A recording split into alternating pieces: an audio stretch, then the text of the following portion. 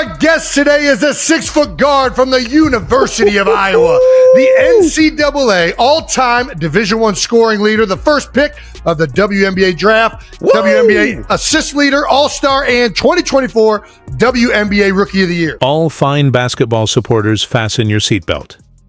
Caitlin Clark has recently made her debut on the New Heights podcast, marking her inaugural interview of the year.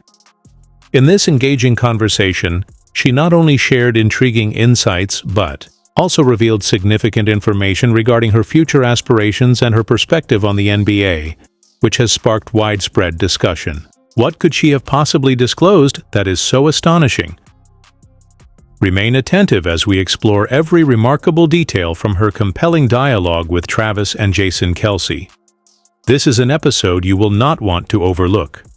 She's the most requested guest in the history of our show, and the Time Magazine Athlete of the Year, Miss Caitlin Clark. Please welcome everyone. Yeah. And here's the kicker. When two NFL stars like Travis and Jason Kelce are geeking out over your basketball career, you know you're in a league of your own. It's not every day you see a basketball phenom holding her own in an interview with the Kelce brothers. You just know this conversation is going to be action-packed. I appreciate it. I'm excited. I don't get excited about many things, but this is at the top of my list, so. Imagine what he wasn't teasing. Caitlin Clark has set numerous milestones, necessitating the creation of a dedicated site on Wikipedia to catalog her accomplishments. Indeed, she is truly an extraordinary talent. How many accolades did we leave off? How many accolades do you have right now at this point, Caitlin? I think you might have made some up. I don't know. Yeah, well, I don't think so. I'm pretty sure on that. I feel like you're kind of like Wayne Gretzky for basketball right now. Gretzky. The amount. If you go to the Wikipedia page and you look at like the list of like awards and achievements, it's like endless. It is. Yeah, we had to limit it to this list just to get the show started. I appreciate it. Thank you. That must have been such a poignant occasion. Caitlin Clark's most esteemed accolade, surprisingly, is the academic All-American designation. Among her numerous awards, one might wonder why this particular recognition holds such significance for her. Caitlin attributes its importance to the pride it brings to her mother. While this may seem unanticipated at first glance, upon reflection, it is entirely understandable. The academic accolade is not merely bestowed, it is earned through exceptional dedication and performance. One must achieve an outstanding grade point average, GPA, and demonstrate remarkable athletic prowess on the court. It is akin to successfully executing a game-winning shot while simultaneously excelling in a final examination. Caitlin exemplifies this dual mastery at the University of Iowa, showcasing excellence in both her academic pursuits and her athletic performance. This award transcends mere recognition. It embodies her passion for the game and the enjoyment it brings her. She does not pursue mementos. Rather, she strives for excellence on the court. However, when inquired about the most prestigious accolade she has ever received, her response was succinct. Athlete of the Year. Is there any accomplishment, I guess, of all these accolades that has meant the most to you? Oh gosh, that's a good question. Well, I'd give you the answer my mom would say is probably academic All-American. She was proud of me for being a good student in college. So that's that answer. Nobody Love talks that about answer that. from mom. That's what I'm talking about. I did all right in school, so hung in there. But other than that, I mean, they're all cool, but you don't really care. It kind of just comes with it. It comes with having fun. And the interview takes an entertaining turn when Caitlin reveals she's been a diehard Chiefs fan since she was a child. How incredible is that her love for Kansas City runs deep, all thanks to her dad, who handed down his passion for the team next voice. But here's the greatest part. Caitlin did not merely observe the games from the comfort of her home. She was actively present amidst the excitement. Envision young Caitlin, warmly bundled and enduring the frigid temperatures at Arrowhead Stadium, ardently supporting her team year after year. It is evident that her affection for the Chiefs transcends mere fandom. It is deeply rooted in family tradition.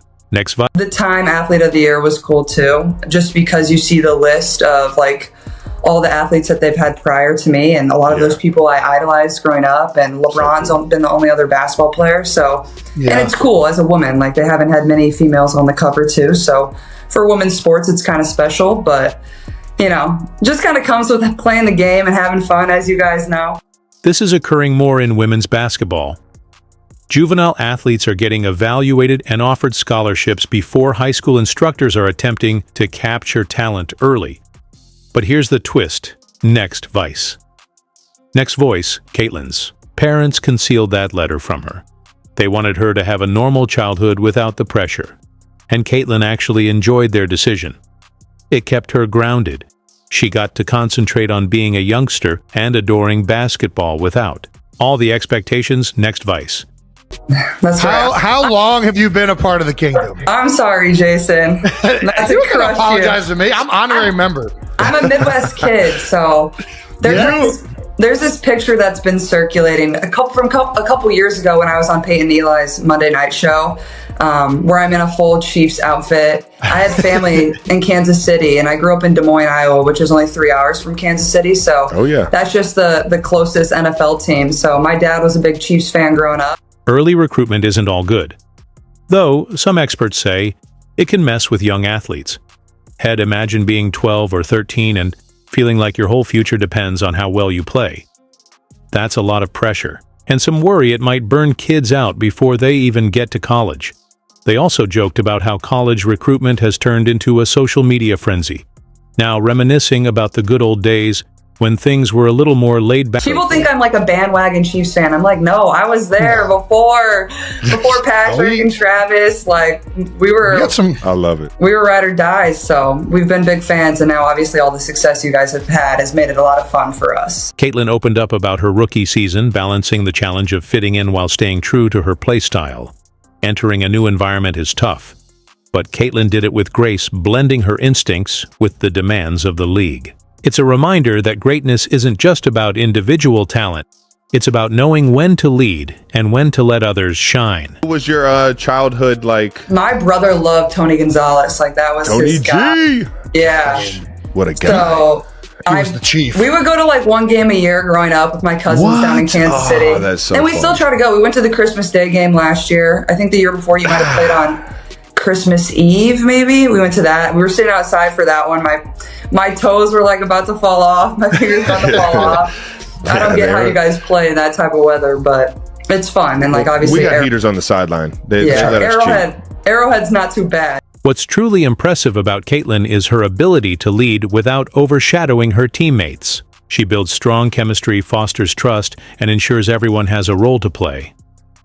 Balancing personal success with team dynamics is no easy task, but Caitlin does it effortlessly while staying humble and focused on the bigger picture. I got some time. So hopefully I can make it to a Chiefs game here soon. Maybe a playoff game or something. So I'll tell you what, we punched our ticket, so we're definitely we're gonna at least I would assume we at least got one at Arrowhead, but you're invited to them all. So all right, appreciate you guys. Thank you so much. Caitlin is truly grateful to her teammates for making her transition so much smoother. Their support has been invaluable, and it's clear how much it means to her.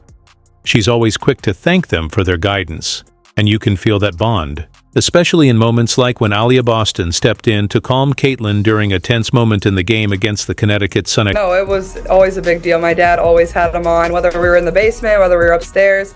A lot of times my family would be cooking. My mom is like the best chef of all time. So she would oftentimes make really good food while we were watching, but that's what I really looked forward to most on Sundays. There wasn't obviously college sports, but we would be watching the Chiefs, and I would be upset if they lost, and I still am. Like every Sunday, that's what, is usually the brightest part of my day is turning on the TV and watching the Chiefs. And I adore Aaliyah Boston pouring into this young novice. It's meant to be challenging. This is an adjustment period, and Aaliyah making sure that her rookie understands. We heard you got your first recruiting letter in 7th grade. Yeah. Is this true? Yeah. So at the time, like... That's insane. It's insane. Were you playing with high schoolers at this point? Yeah, it's honestly sad. Like, where college recruitment has kind of gone, it's just insane. But also, I got you. I feel very fortunate. Like, my parents were just they told my older brother, go get the mail. Like, we don't want your sister to see that. They wanted me to be in 7th grade cool. and enjoy middle school and hang out with your friends. Like, you shouldn't be worrying about where you're going to college. I love that so much. Caitlin then speaks about how her parents ensured she got to enjoy her high school years and encircled her with amazing influences that helped her shape who she is today. Yeah, so I didn't really take any visits until like after my freshman year of college, and then I didn't decide until my senior year. So I was never in a rush, and my parents did a really good job of like make sure, I have a good circle around me. Like it wasn't always about college recruitment. I wasn't like posting my offers. Like also that wasn't really a thing when I was growing up. So the trio then jest around how college recruitment has become a social media frenzy and reminisce about the good old days. She's 22, and she's already talking about how times have changed. She's clearly mature,